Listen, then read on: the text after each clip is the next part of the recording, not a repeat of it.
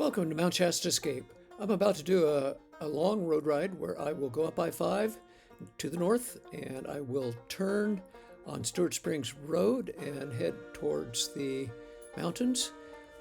I will go past the trailhead that takes you to Mt Eddy, and it's also an intersection of the Pacific Crest Trail. And then I will come back around and eventually wind my way down past Gumboot Lake and down W.A. Bar Road. There's a gap in the track you'll notice over on the left edge, which occurred when my iPhone overheated and Gaia shut down for a little while. And then there's also a little spur there where I missed a turn. So anyway, this is approximately what I did. I cannot complain about the scenery on this road. It's beautiful. You've never been up this road, you need to do it. Stewart Springs Road up to FR17, and if you want to, you can do a loop all the way back down to Mt Shasta, taking, I forget the Forest Road 26 eventually, which turns into W.A. Bar. With one big assumption, I tried to do this, I don't know, over a week ago, and snow didn't stop me, but what stopped me was a fallen tree across the road. And at this point, I don't think I'm all that far from the trailhead that takes you up to the Mt Eddy summit, and also is where the Pacific Crest Trail intersects this road. There's a parking lot up there, and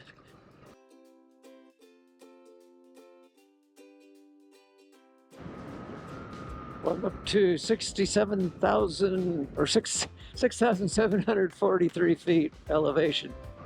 I do see some snow. Now, I remember from coming up here on the KLX a year ago, this was about the last big snowbank before you got to the top. And since I got through and I see the trailhead right here, yes. So we made it to the top and it goes down from here. So I will stop here and maybe do a short drone flight. Oh, there's some nice scenery over that away.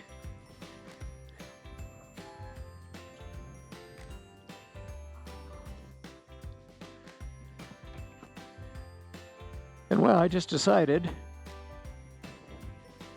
there's a fairly good wind up here at the top of the pass. So I will not fly the drone here. Maybe we want to get down lower someplace, but not right here. Instead, I'll just walk around a little bit with the camera. Got somebody camping over there. They're kind of out there by themselves. That's not a bad spot. Beautiful mountains over there.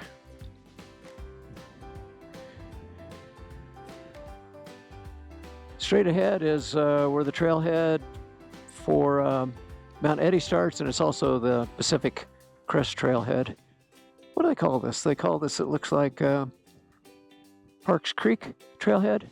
I call it the Mt Eddy Trailhead, but okay, it's the Parks Creek Trailhead, which will take you to Mt Eddy if you need to. And Mt Eddy is kind of straight ahead up there. There's still a little bit of snow on it. I don't know for sure I can see it from right here. You're looking down in the valley, and unfortunately we're in smoke season and it's a little hazy down there from forest fires, or wildfires, whatever. I probably said this before, but I really do like having this little tire pressure monitoring gauge on this bike.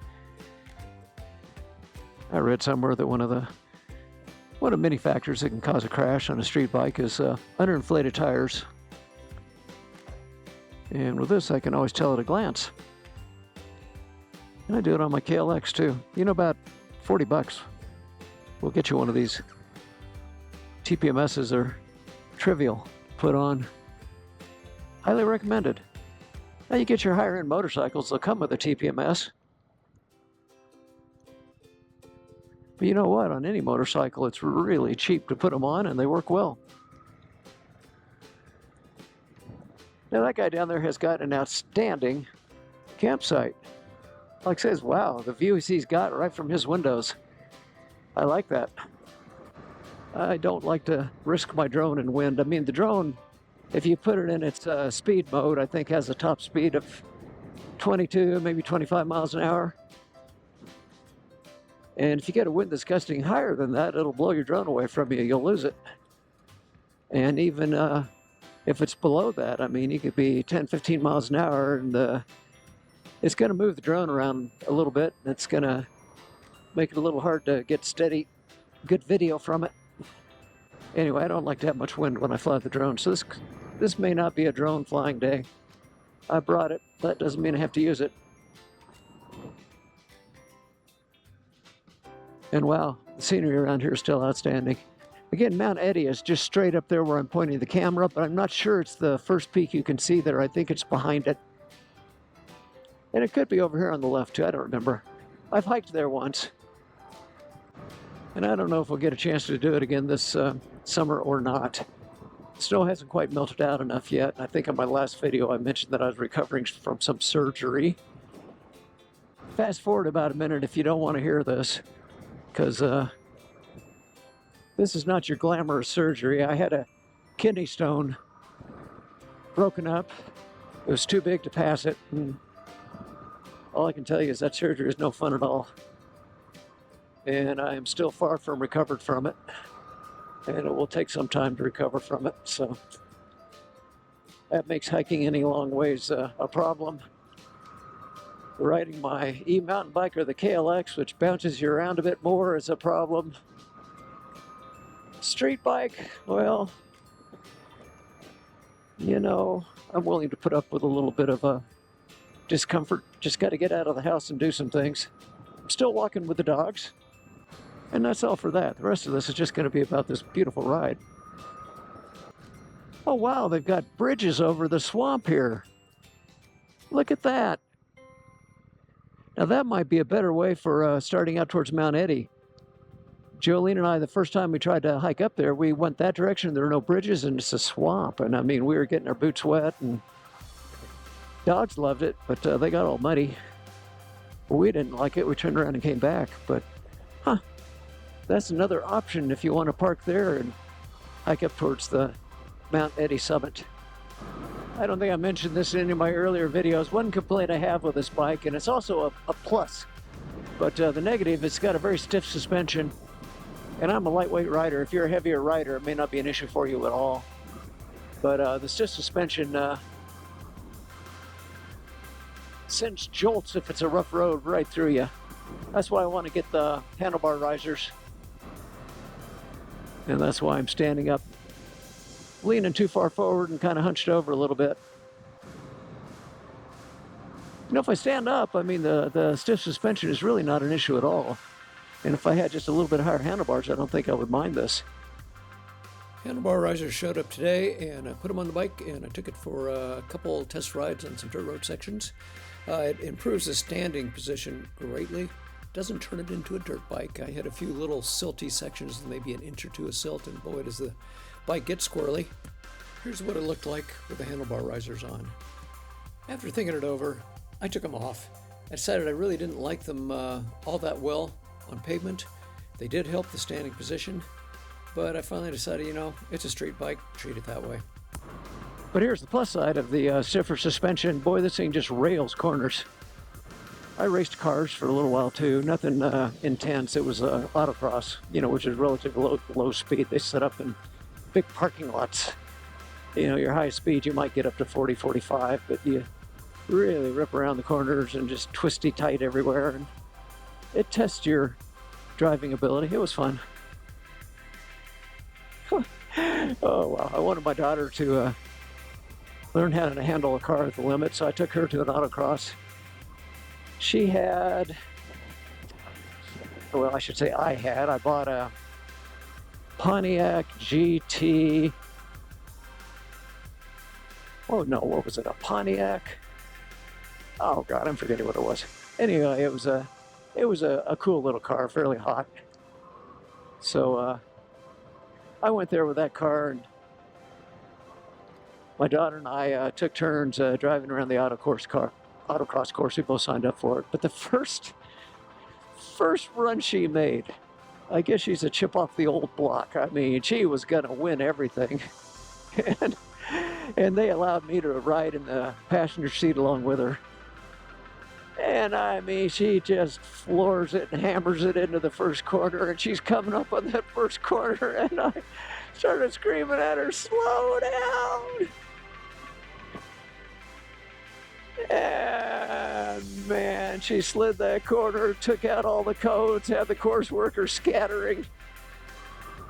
And then she settled down and actually did pretty well. But oh my gosh, she scared the socks off of me and off the course workers.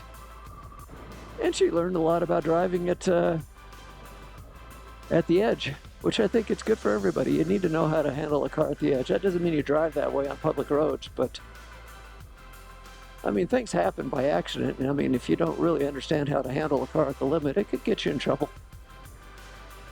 Well, it's good that I stopped and looked at Gaia. I was headed for Highway 3, which was part of that big 250-mile loop that I did some time ago. No, there's a turn that I needed to make fairly soon after that, what was it, Park Creek or Park Trailhead, whatever it was, for Mt Eddy. And I just went right past it. This is an entertaining road. It's something that I should do sometime, but I've got to allocate more time for it. And I mean, this was, you know, just the natural way to go. It was paved, nothing else was. I didn't check the time when I started turning around back here, but I'm guessing I've added probably 20 minutes to my ride and gained a whole lot of extra scenery for doing it. So, well, I'm glad I stopped and looked. That is the road that I want.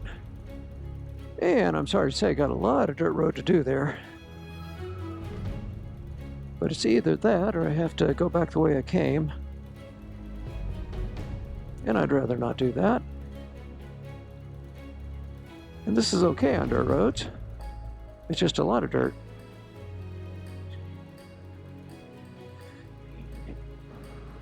And when I did this a year ago, I did it on the KLX, and I mean, the KLX would just eat this up. I guess that's where if I had actually bought a real adventure bike instead of this, which is on an adventure right now, but would have a little better suspension for dirt roads. And probably a little better riding position for if you have to stand up. And this is not a put down on adventure bike riders, but most of the videos I watch of people on adventure bikes aren't doing anything more than what I'm doing right now. But I'll also say having a bike with a longer travel, more compliant suspension, and a skid plate would make me more comfortable. I'd be happier. And it had a larger front wheel to that list, so it doesn't try to put you down in the soft stuff.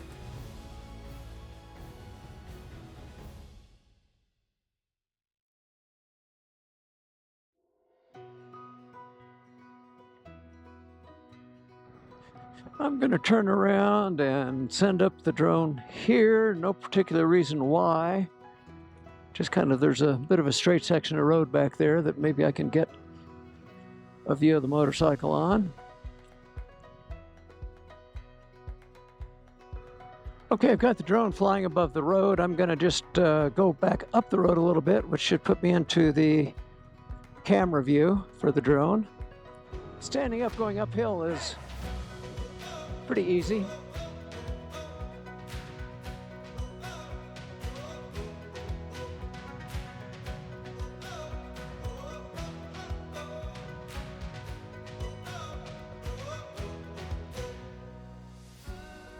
There it is, okay.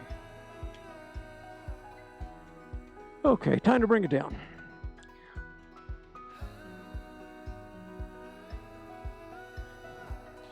Well, flying the drone has been more of an adventure than I wanted.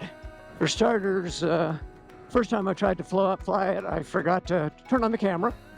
So I flew it a second time, and this time when I set down my controller, I put it in the sun, which overheated my iPhone, and so I couldn't turn the camera off, and sometimes the drone's camera video is lost if you don't shut it down properly, so I don't know if that's going to be the case this time or not. GoPro breaks files into 4 gigabyte segments. The camera finished one 4 gigabyte segment and started a second. The second one was lost, but the first one was saved. And the other thing, to add insult to injury, is that While I was futzing around with all this, one of the lenses in my prescription sunglasses fell out. So I'm not going to try to put that back in out here. I'll bring it home and do it. Got my glasses inside my little handlebar bag now. Fortunately, I still qualify on the driver's test to drive without glasses. Of course, without my glasses, what I can't do is see the Garmin and everything else up close very well, because I have a pretty severe case of presbyopia, farsightedness. I can see the speedometer just fine. It's got nice big numbers on it. I can see what gear I'm in with a little gear indicator on the dash. That's nice and big too. So they've done a good job with this TFT dash. Again, I don't really have a problem doing this road on this motorcycle at all.